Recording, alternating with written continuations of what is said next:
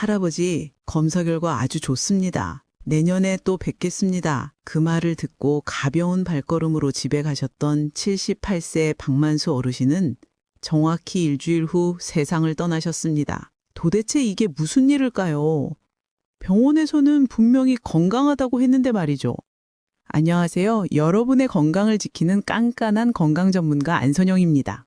박만수 어르신은 암을 예방하겠다고 매년 꼬박꼬박 받으셨던 바로 그 검사 때문에 결국 돌아가셨습니다. 그 검사가 오히려 어르신의 목숨을 앗아간 겁니다. 놀랍게도 전문가 10명 중 8명은 70대가 넘은 자신의 부모님에게 이 검사를 절대 시키지 않겠다고 답했습니다. 이유는 아주 간단하고도 충격적입니다. 검사 자체가 사망 위험을 높이기 때문입니다. 부산에 사시는 76세 김영자 어르신도 100만 원짜리 이 검사 결과 때문에 수술을 권유받으셨지만 제가 도시락 싸들고 다니며 말렸습니다.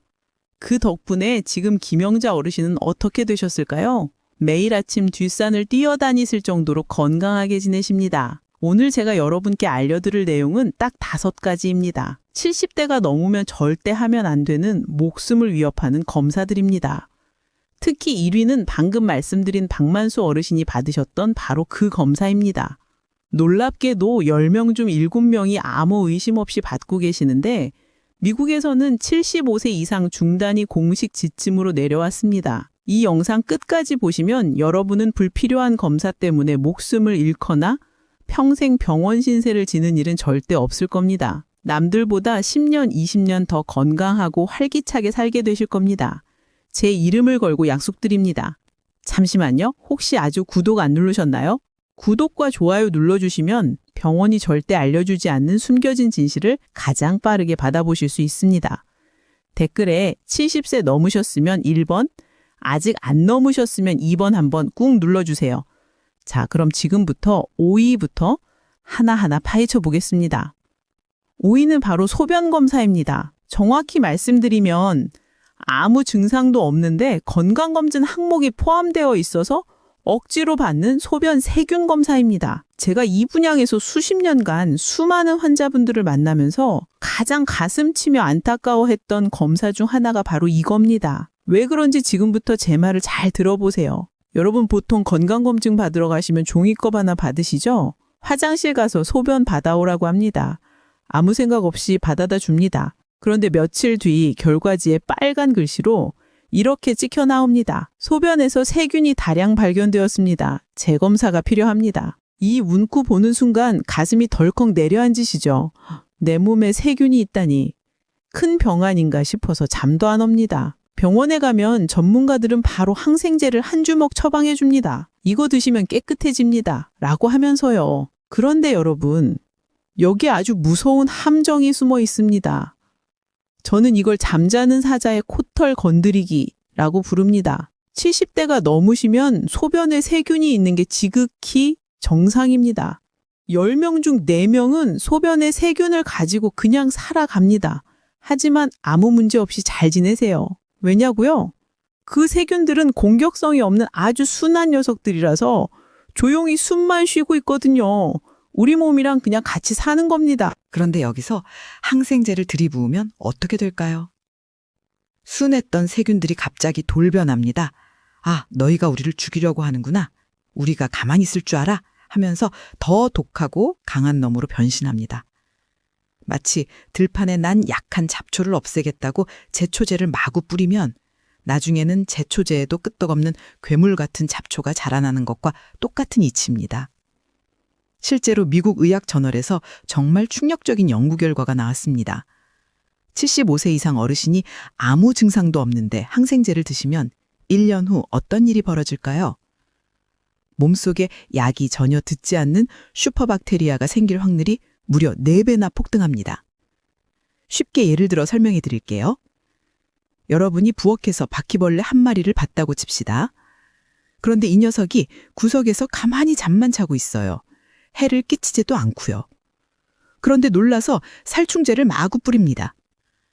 그러면 그놈이 죽는 게 아니라 살충제에 내성이 생긴 슈퍼바퀴벌레가 되어서 온 집안을 휘젓고 다니게 되는 겁니다.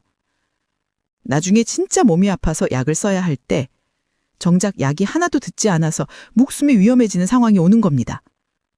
이게 얼마나 무서운 일인지 아시겠습니까?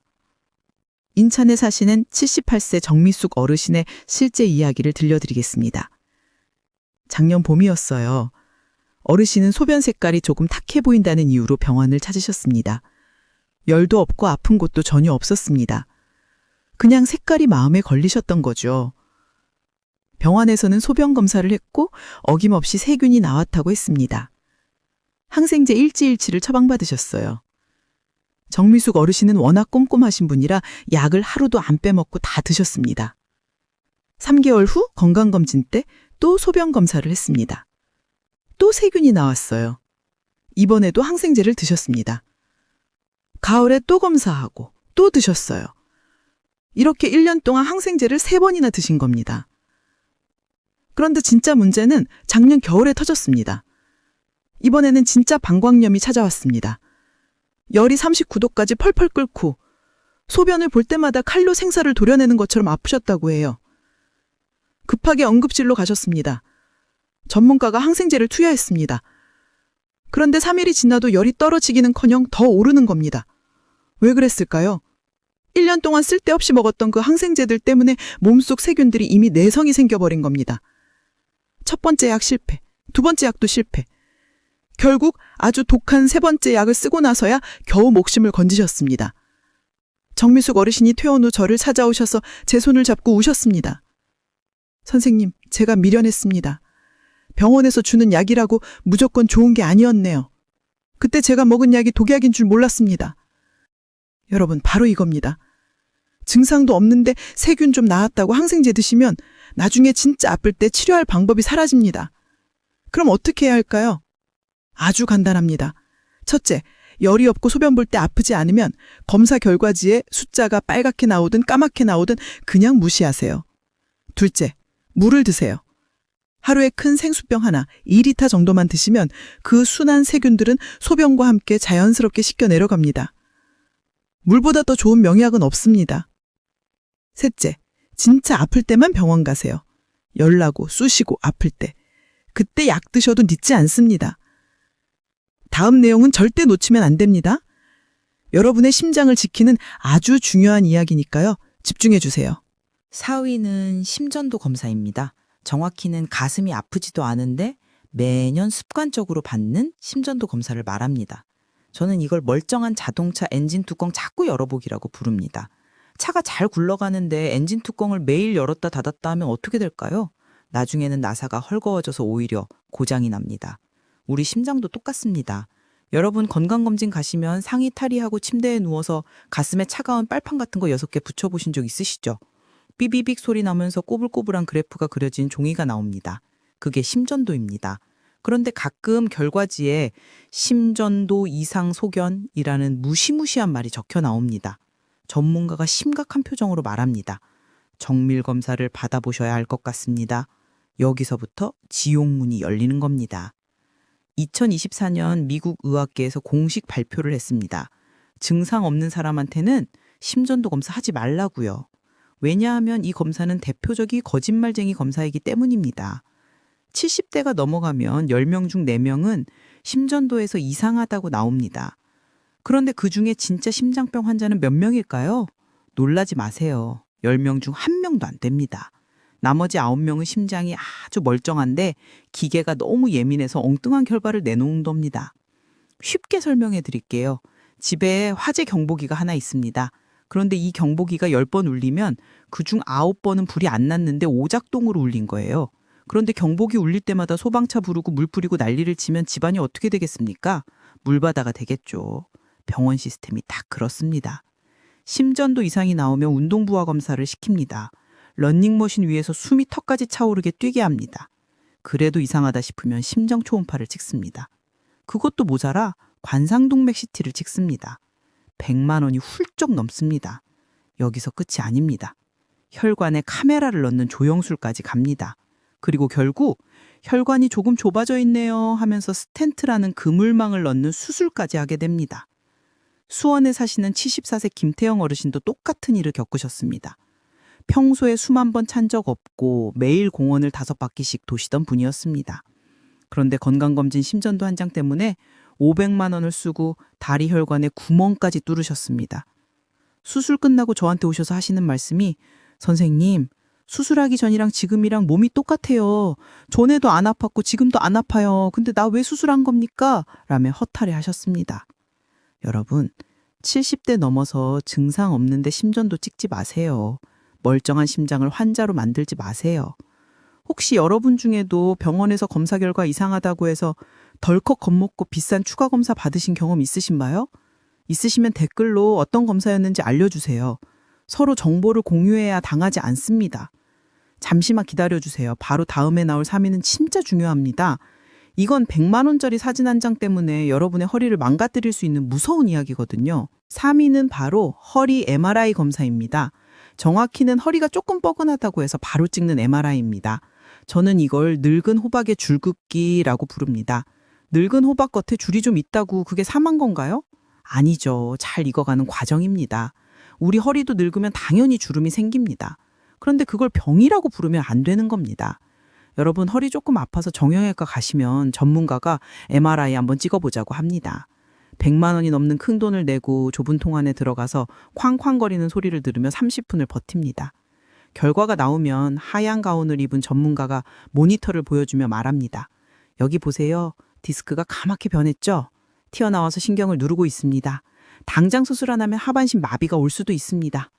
이 말 듣고 안 무서운 사람이 어디 있겠습니까? 지금부터 제가 말씀드리는 환자분의 이야기는 제 가슴에 평생 묻어둔 정말 가슴 아픈 사연입니다. 여러분이 이 이야기를 듣고 꼭 깨달으셨으면 좋겠습니다. 서울 강북구에 사시던 72세 최정식 어르신 이야기입니다. 최 어르신은 평생을 성실하게 몫으로 일해오신 분이셨습니다. 은퇴 후에는 아내분과 함께 주말 농장을 가꾸는 게 유일한 낙이셨죠. 그러던 어느 날 아침 밭에서 무거운 비료포대를 들다가 허리에서 뚝 하는 소리와 함께 뜨끔한 통증을 느끼셨습니다. 파스를 붙이고 며칠 쉬었지만 통증은 가시지 않고 엉덩이까지 찌릿찌릿 내려왔습니다. 걱정이 된 아내분의 성화에 못 이겨 대학병원으로 향하셨습니다. 접수실부터 사람들로 북적였고 소독약 냄새가 코를 찔렀습니다. 1시간을 기다려 만난 젊은 전문가는 어르신의 얼굴은 쳐다보지도 않고 모니터만 보며 말했습니다. 엑스레이로는 안 보이니까 MRI 찍으셔야 합니다. 어르신은 120만 원이라는 거금을 결제했습니다. 손이 벌벌 떨렸지만 몸이 재산이라는 생각에 눈 딱 감고 긁으셨습니다. MRI 기계통 안은 관 속에 들어간 것처럼 답답하고 공포스러웠습니다. 쾅쾅 쿵쿵 기계 소리가 마치 망치로 머리를 때리는 것 같았다고 하셨습니다. 결과를 보러 진료실에 들어갔을 때 전문가는 심각한 표정으로 모니터 속 흑백 사진을 가리켰습니다. 환자분, 여기 4번, 5번 척추 사이 디스크가 터져서 신경을 아주 심하게 누르고 있습니다. 척추관 협착증도 심하시고요. 이대로 두면 대소변 못 가리게 되고 평생 휠체어 타셔야 할 수도 있습니다. 지금 당장 수술 일정 잡으시죠. 평생 휠체어라는 말에 최정식 어르신은 눈앞이 캄캄해지셨습니다. 평생을 네 발로 걸어다니며 가족을 부양했다는 자부심 하나로 살아오신 분인데 대소변을 못 가리게 된다니. 상상조차 할 수 없는 공포였습니다. 옆에 있던 아내분은 사색이 되어 선생님 제발 우리 영감님 좀 살려주세요 라며 전문가의 손을 잡고 매달렸습니다. 결국 그날 바로 입원 수술을 밟았습니다. 수술은 4시간이나 걸렸습니다. 척추의 나사못을 6개나 막는 대수술이었습니다. 마취에서 깨어난 어르신은 허리가 끊어질 듯한 고통에 비명을 질렀습니다. 하지만 전문가는 수술은 아주 잘 됐습니다. 이제 재활만 하시면 됩니다. 라고 말하고 횡하니 나가버렸습니다. 그런데 말이죠. 진짜 지옥은 퇴원 후에 시작되었습니다. 수술부에 염증이 생겨 고름이 차오르기 시작했습니다. 항생제를 들이부어도 소용이 없었습니다. 염증이 척추뼈까지 파고들었습니다. 어르신은 다시 병원에 입원하셨고 재수술을 2번이나 더 받으셨습니다. 1년이 지났습니다.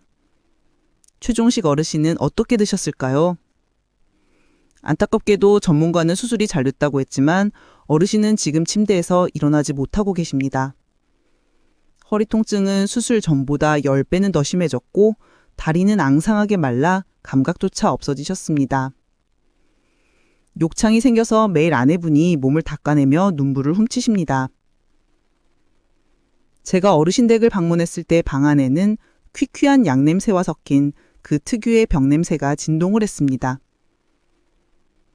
어르신은 저를 보자마자 앙상한 손을 뻗어 제 옷자락을 잡으셨습니다. 안 선생님, 그때 내가 미쳤었나 봐. 그냥 좀 아파도 참을걸. 침 좀 맞고 찜질이 나면서 버틸걸. 그 사진 한 장 뜯는 바람에 내 인생이 이렇게 끝장나버렸어. 나 좀 제발 예전으로 돌려줘. 나 밭에 가고 싶어. 어르신의 눈에서 굵은 눈물이 주르륵 흘러내려 베개를 적셨습니다. 저는 아무 말도 할 수 없어서 그저 그 야윈 손만 잡고 같이 울었습니다. 여러분, 이게 남의 이야기 같으신가요? 미국 척추학계지에서 충격적인 연구 결과를 발표했습니다. 허리가 하나도 안 아픈 60세 이상 어르신 100명을 데려다가 MRI를 찍어봤습니다. 결과가 어땠을까요? 놀라지 마세요. 100명 중 무려 93명이 디스크 탈출이나 협착증 진단을 받았습니다. 다시 말해 길 가는 멀쩡한 할아버지 할머니 100명을 붙잡고 찍으면 93명은 환자가 된다는 소리입니다. 그런데 그분들 아픕니까? 아니요, 하나도 안 아픕니다. 사진은 사진일 뿐입니다. 사진이 찌그러져 있다고 해서 내 허리가 망가진 게 아닙니다. 나이 들면 얼굴에 주름살 생기듯 척추뼈도 늙어서 모양이 변하는 것뿐입니다. 그걸 가지고 병이라고 겁을 주고 수술대에 눕히는 게 과연 옳은 일일까요? 최정식 어르신도 만약 그때 MRI를 안 찍고 그냥 진통제 드시면서 걷기 운동 꾸준히 하셨다면 지금쯤 웃으면서 상추를 뜯고 계셨을 겁니다. 그럼 도대체 우리는 어떻게 해야 할까요? 기준을 딱 정해드리겠습니다. 첫째, 다리에 힘이 빠져서 걷다가 자꾸 주저앉거나 대소변이 줄줄 새서 조절이 안 될 때, 이때는 진짜 위험신호니까 바로 MRI 찍고 수술하셔야 합니다. 둘째, 그냥 허리만 아프고 엉덩이만 좀 쑤시는 정도라면 절대 MRI 찍지 마세요. 100만 원 아껴서 쿠션 좋은 비싼 운동화 하나 사시느세요. 그리고 동네 한 바퀴 천천히 도세요. 그게 명의보단 낫습니다. 셋째, 물리치료 받으시고 뜨거운 찜질 자주 해주세요. 우리 몸은 생각보다 강합니다. 시간만 주면 스스로 치유하는 능력이 있습니다. 사진 한 장에 속아서 척추에 칼 대는 순간 되돌릴 수 없는 강을 건너는 겁니다. 명심하세요. 여러분의 허리는 수술대 위가 아니라 걷는 길 위에서 났습니다. 다음 2위는 남자분들이라면 특히 더 귀를 쫑긋 세우셔야 합니다. 피 한 방울로 검사했다가 평생 기저귀 차게 되는 억울한 사연이 기다리고 있거든요. 2위는 PSA 검사, 즉 전립선 암 수치 검사입니다. 남성분들은 물론이고 남편분 건강 챙기시는 여성분들도 이 내용은 반드시 아셔야 합니다. 저는 이걸 거북이 잡겠다고 고속열차 세우기라고 부릅니다. 피 한 방울로 암을 찾는다니 얼마나 간편하고 좋습니까? 그런데 이게 바로 함정입니다.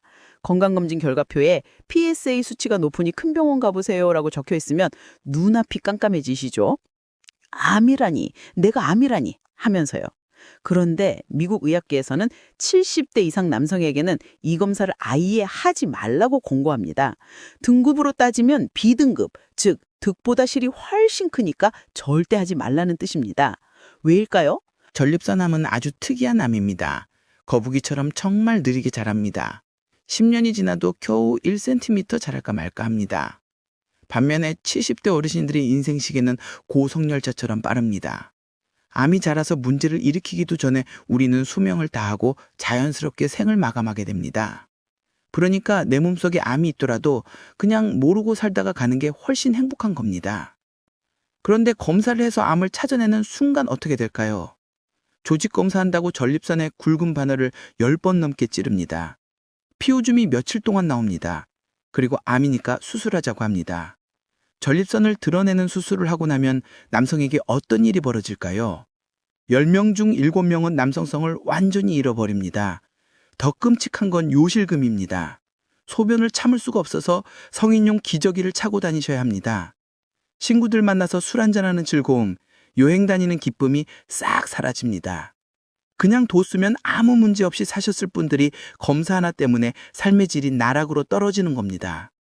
여러분의 남편이 여러분의 아버지가 이런 고통을 겪게 하고 싶으신가요? 소변 보는데 큰 불편함이 없다면 수치 따위는 신경 쓰지 마세요. 모르는 게 약이라는 말은 바로 이럴 때 쓰는 겁니다.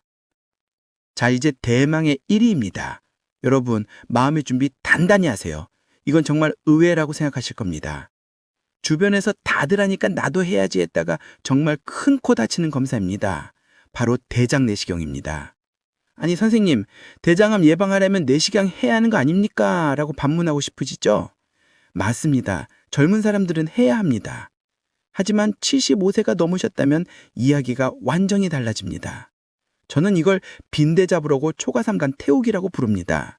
빈대 한 마리 잡겠다고 집에 불을 지르면 되겠습니까? 미국 의사협회에서는 75세 이상은 대장 내시경을 중단하라고 강력하게 권고합니다. 왜냐하면 검사를 받다가 생기는 사고 위험이 암을 예방하는 이득보다 훨씬 크기 때문입니다. 쉽게 설명해 드릴게요. 대장 내시경 하려면 전날부터 어떻게 합니까? 맛없는 물 약 4리터씩 마시고 화장실은 12번도 더 들락거리며 속을 다 비워내야 합니다. 젊은 사람도 탈진할 정도로 힘든 과정입니다. 75세 넘으신 어르신들은 이 과정에서 탈수가 오고 전해질 불균형이 와서 쇼크로 쓰러지기도 합니다. 게다가 내시경 기계가 장 속을 회집고 다니면서 장벽을 찌르거나 긁어서 구멍을 낼 확률이 75세 이상에서는 급격하게 올라갑니다. 200명 중 1명꼴로 장에 구멍이 뚫리는 천궁이 발생합니다. 장에 구멍이 뚫리면 어떻게 될까요? 뱃속이 똥물로 가득 차서 복막염이 오고 긴급 수술을 해야 합니다. 멀쩡히 걸어 들어갔다가 구급차 타고 중환자실로 실려가는 겁니다. 제 친척분 이야기를 하나 해드릴게요. 저에게는 정말 어머니 같은 이모님이 한 분 계십니다. 올해 80이 되셨죠. 작년 추석에 자식들이 효도 선물이라면서 100만 원짜리 종합검진을 예약해드렸습니다. 그 속에 대장 내시경이 포함되어 있었죠. 제가 그 소식을 듣고 당장 전화해서 취소시켰습니다. 이모, 지금 변비 있어? 변 볼 때 피 나와? 아니, 그런 거 없어. 소화도 잘 돼? 그럼 절대 하지 마. 그거 하다가 이모 큰일 나. 자식들은 난리가 났습니다. 전문가인 이모가 왜 검사를 못하게 하냐고요. 제가 딱 잘라 말했습니다. 너희 엄마 장이 종이장처럼 얇아져 있는데 거기에 기계 넣었다가 찢어지면 너희가 책임질 거냐? 지금 용종 하나 뗀다고 해서 그게 암 되려면 15년 걸린다? 이모 95세까지 사실 때 암 걸릴 걱정보다 내일 검사하다가 돌아가실 걱정이 더 크다. 제 말을 듣고 검사를 취소했습니다. 이모님은 지금도 매일 경로당 가서 고스톱 치시고 밥 2그릇씩 드십니다. 만약 그때 억지로 내시경 하셨다면 그 힘든 장 정결 과정 견디시느라 몸살나고 입맛 잃어서 곡기를 끊으셨을지도 모릅니다. 여러분, 제발 기억하세요. 75세 넘어서 대장 내시경 하시는 건 러시안 룰렛 게임을 하는 것과 같습니다. 총구에 총알 하나 넣고 머리에 대고 방아쇠 당기는 거랑 비슷해요. 운 좋으면 넘어가지만 운 나쁘면 그 길로 요단강 건너시는 겁니다. 변이 연필처럼 가늘어지거나 짜장면 색깔처럼 검은 변을 보거나 한 달 사이에 이유 없이 살이 5kg 이상 쭉쭉 빠지는 증상이 없다면 내시경 근처에도 가지 마세요. 그게 진짜 건강하게 오래 사는 비결입니다. 자, 오늘 우리는 목숨을 위협하는 5가지 검사에 대해 알아봤습니다. 5위, 소변 검사. 균 좀 있어도 물 많이 마시면 그만입니다. 4위, 심전도. 증상 없으면 기계 오류니까 무시하세요. 3위, 허리 MRI 사진에 속지 말고 운동화 끈을 동연 매세요. 2위, PSA 검사. 거북이 같은 암은 건드리지 않는 게 상책입니다. 1위, 대장 내시경. 빈대 잡으려다 초가삼간 태우지 마세요. 그럼 이 검사들 안 하고 도대체 뭘 해야 건강해지나요? 라고 물으신다면 제가 딱 3가지만 권해드립니다. 돈도 안 들고 부작용도 없습니다. 첫째, 650원의 기적. 바로 계란입니다. 하버드 대학 연구 결과 70대 이상 어르신이 매일 삶은 계란 2개씩만 드셔도 근육량이 5% 늘어납니다. 엉덩이와 허벅지에 근육이 붙으면 낙상 사고가 30%나 줄어듭니다. 비싼 영양제 다 필요 없습니다.